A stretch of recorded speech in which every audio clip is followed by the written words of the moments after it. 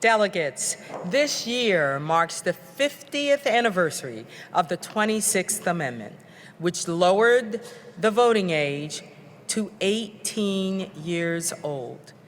Stacey Abrams knows the important impact young people can have when they make their voices heard at the polls. In the state of Georgia, she led a voter registration and turnout campaign that made history and is credited with putting President Biden in the White House and delivering the U.S. Senate. Today, she is joining us to talk about how we move forward in advancing voting rights in this country, especially in light of today's egregious United States Supreme Court ruling. In a 6-3 decision in a case out of Arizona, the High Court weakened the Voting Rights Act even more, and it opened the floodgates even more for voter suppression laws across this country. It's giving states permission to restrict who gets to vote. Delegates, please join me in welcoming our friend, our partner, our sibling, Stacey Abrams. Stacey, welcome to the largest deliberative body on the face of the earth. Thank you, thank you, thank you for joining us. Representatives, it is an honor to be with you, although I am always with NEA in spirit, if not in presence. I want to start by talking a little bit about what President Pringle just referenced, today's decision by the Supreme Court. My parents are from Hattiesburg, Mississippi. My dad and my mom, as teenagers, fought for the right to vote. They were 14 years old in 1965 before the Voting Rights Act. My dad was actually arrested helping register Black people to vote in Hattiesburg. My mom was doing the same work. She just managed not to get caught. But what they both wanted us to understand was that their age was not a reason not to be involved. That even though at the time in 1965, they couldn't imagine being able to vote until the age of 21 without Jim Crow, they were still willing to fight for the right to vote for those who could speak with them and speak for them. And one of the reasons I am so honored to always be in community with the NEA is because you speak for so many young people who may not have the power to act on their own, but they have you to lift their voices up, to make choices that can improve their lives, and to share the values that can build a brighter future for each of them. When it comes to voting rights, that is the fundamental premise of our value system in the United States, how we can engage together in a participatory democracy determines the quality of the outcome. And sadly, today we watched our nation take another step back from our goal, our mission, our responsibility of a truly representative democracy. The fact that President Pringle referenced you as the largest deliberative body in the world is an important statement, because we live in a nation that likes to hold itself up as the exemplar of what democracy can mean, of what it should look like, the diversity, the complexity, the fact that you don't get everything you want, but you have the right to be heard. And what we are watching with the erosion of our voting rights in this nation is a retrenchment, the likes of which we have not seen since the mid-20th century. Because we know that Jim Crow was only one vestige of voter suppression. It was the most egregious and the most public, but it was only one part of it. And as we watch the Supreme Court aiding states at dismantling access to the right to vote, we should not be worried based on our partisanship. We should be worried because of our citizenship, because it is an act of patriotism to defend the right to vote, even for those with whom you disagree. I fight for the right to vote, not for the victories I can win, but for the ability to participate and to be heard. Because I believe in investment in education. I believe that access to healthcare should belong to all. I believe that progress is only made real when people can compete in the atmosphere of ideas. But I also know that this nation was built on the premise of voter suppression, that from the very beginning, only 6% of Americans could participate in our elections. But year over year, decade over decade, century over century, we have clawed back those rights and we have made them real. As we find ourselves juxtaposed between Juneteenth and Independence Day on July 4th, I want to remind us of why today's decision should anger us, but not defeat us. Because you see, Juneteenth is not simply about the celebration of the Emancipation Proclamation. It's the story of justice delayed. It's the story of refusing to acknowledge a changed world, clinging to the past and refusing to tell the truth. And on Juneteenth in Texas, the truth was finally told. And it did not undo the past harm, but it created space for future good. And as we celebrate our Independence Day this coming weekend, we need to remember that independence is something we didn't inherit. It's something we fought for, something we fight for every generation, every day. And we fight for it most explicitly when we fight for the right to vote. And so I'm excited to be here in conversation with you. I'm excited to be in partnership with you. But most importantly, I am privileged to be in citizenship with you as we stand together to defend our nation, to defend our belief that every person is created equal and that our voices all deserve to be heard. So thank you so much, and I look forward to the conversation.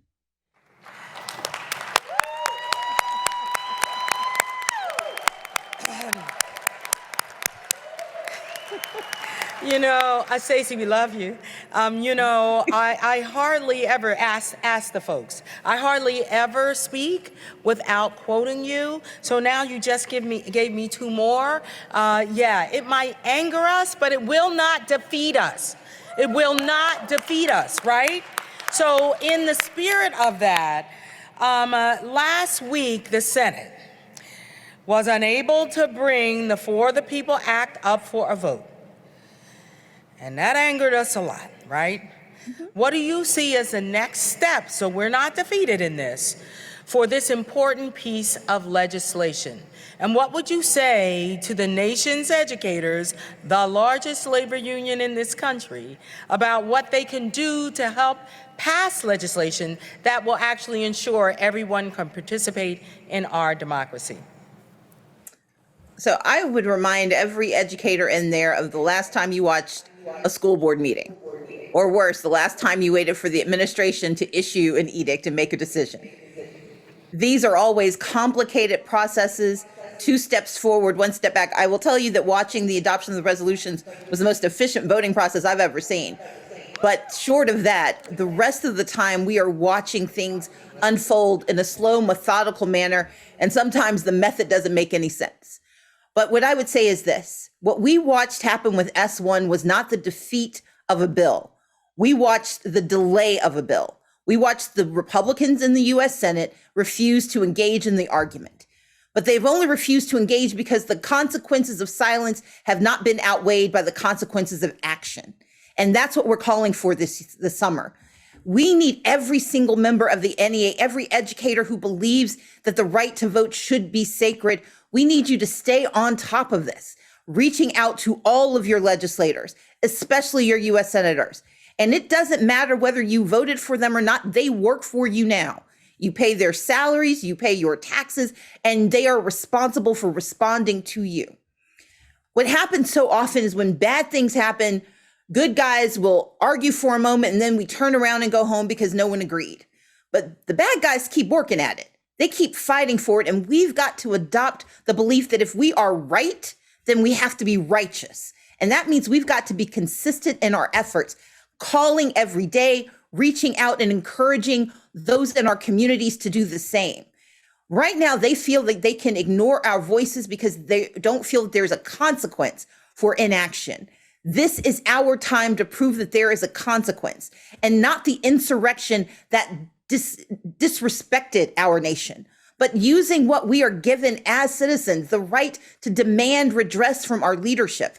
So we need to keep calling, because S1 isn't dead. It is delayed, and it will make it to the floor, and we will make it across the finish line if we do not relent, if we keep pushing. And I'll give you this last bit. We've got multiple states that have been pushing out egregious laws. And every time one of those laws pass, every time you see something on whichever social media channel you follow or whatever you watch on broadcast or cable, use that as a reason to call your senator again. Because let's be clear, There are some senators who were public about their concerns. There are a lot more who have been quiet about it. And then you've got the ones who just said flat out no. All of them need to hear from us. Just as you would think about students, you need to encourage those who want to do right to do better. You need to encourage those who are on the fence to get better. And you need to encourage those who are going in the wrong direction to turn around. That's what the NEA can do. And if we do it every single day this summer, we will see change and we will see progress. Every single day, delegates, you heard that. As we conclude the RA today, we'll talk more about what my expectations are right from Stacey's mouth every day. Thank you, Stacey. A few years ago, a Supreme Court decision came down, as you know, in the Shelby County case, which removed the pre-clearance provision of the Voting Rights Act, and we know that gutted it. So this means that states that have a proven history of discrimination at the polls no longer have to get federal approval before implementing new voting laws. Can you talk to our delegates about what the John Lewis Act will do to rectify this? So what we watched happen today was a weakening of Section 2 of the Voting Rights Act. And that was the premise that said that if laws have a disparate impact based on race, that they should not stand. And sadly, today's Supreme Court decision says that the impact is outweighed by the intent, essentially, and I'm slightly misstating it, but basically that impact is not sufficient to dismantle these laws. But what we still have is Section 5 of the Voting Rights Act. What happened in 2013 was that the Supreme Court under Justice Roberts said that the formula for who was covered by the Voting Rights Act by Section 5 by preclearance, as President Pringle explained it, the states that were covered by preclearance were covered by a formula, the formula that pulled them in. And what the Supreme Court said was the formula was outdated, and that if the formula was updated to recognize more recent examples of discrimination, then Section 5 preclearance could be restored. That's what the the John Lewis Voting Rights Advancement Act will do. It will renew the formula and update it for the 21st century. And it's actually an important thing to do because we know that of the 19 jurisdictions that were covered by the Voting Rights Act, and I apologize if I'm off with my numbers a little bit, that the states and the jurisdictions that were covered by the Voting Rights Act were essentially covered based on bad behavior leading up to 1965 and some as late as 1975. But we saw that after the 2008 election, the acceleration of voter suppression spread far and wide across this country. Counties and states that were never included in the formula have now become practitioners of the same bad behavior. And so what the Voting Rights Advancement Act will do is actually change the formula to update it so that the current discrimination is addressed. And here's how it will work. Preclearance says that before you pass a law that will essentially impede the ability of communities of color to participate in elections, you have to get permission to do wrong. Because the challenge with the Section 2, the disparate act section, was that the bad had to happen and then you had to try to get it undone. Preclearance says we're going to stop bad before it starts. And so we want that renewed and restored because it will essentially allow us to block new bad from happening. But let's be very clear. The Voting Rights Advancement Act, H.R. 4, has to work in tandem with the For the People Act, S1. S1 is kind of like, as my Senator Raphael Warnock has said, and I'm misappropriating his statement, S1 is about putting out the fires as they pop up, and the Voting Rights Advancement Act is about building the firehouse so we can anticipate new fires before they start. We have to have both and together they actually will work to protect the right to vote across this country. Thank you so much, Stacey. This is information that our delegates need so they understand what is required of them in this moment. Thank you. So just one more question, if you have some time. Of course. Great, thank you. I know that we have all heard about all the things that many of our states have done or trying to do to reinstate discrimination at the polls. But not all of the states are engaging in this type of voter disenfranchisement. thank goodness. Can you tell us a little bit about some of the positive things that are happening in our states that actually expand access to the ballot? Absolutely. And I think that's a critical point for us to remember, that while we are fighting those who are retrenching on voting rights, those that are trying to rescind voting rights, we also have to celebrate those who are advancing the cause of voting rights. In Kentucky, we saw a bill pass to expand voting rights, to expand access to in-person early voting, to expand access to the ability to get your ballot. We saw changes made to make permanent improvements that occurred during the COVID pandemic. In New Jersey, I had the privilege of being with virtually the governor of New Jersey, as for the first time, they expanded access to in-person early voting. We know in Virginia, they just passed a Voting Rights Act that is one of the most excellent pieces of legislation I've had the privilege of seeing, because they're going to permit early voting on Sundays. They're going to remove witness requirements, those signature requirements that change based on whether you go to Kroger or CVS. They are going to strengthen the voter intimidation protections, and they're going to require language accessible information. They've also started a 2-year process to amend their state constitution to formally restore the voting rights for formerly incarcerated people. In Nevada, Governor Steve Sisolak has signed a new bill that expands mail-in voting into law. Every active registered voter will now automatically receive a mail-in ballot. And in Louisiana, voters will have 4 more days of early voting in future presidential elections, going from 7 days to 11 days. These are states that are doing their best to make it better. And I want to answer one question that's embedded in what President Pringle asked me. We're watching what's unfolding in New York, and there have been conversations about how there are states that have more restrictive laws than states like Georgia that are clawing back those rules. And let's be clear about what's happening. The fact that some people do wrong does not justify wrong by others. And in states like Georgia that have taken the few good things they were doing right and try to make it harder, the reason they are making it harder is because they're targeting communities of color. They're targeting people they found inconvenient. They're targeting young voters. We want to make every state better, but we can never justify any state getting worse, any state retrenching on access. And so our constant battle is to celebrate those states like Virginia and Kentucky and Louisiana and New Jersey that are doing their best to get better. But at the exact same time, we've got to hold accountable those states that are using bad actions to cloak their worst actions. That's why we need the For the People Act, because no matter where we live, and you all believe this more than anyone, your zip code should never determine the quality of your access.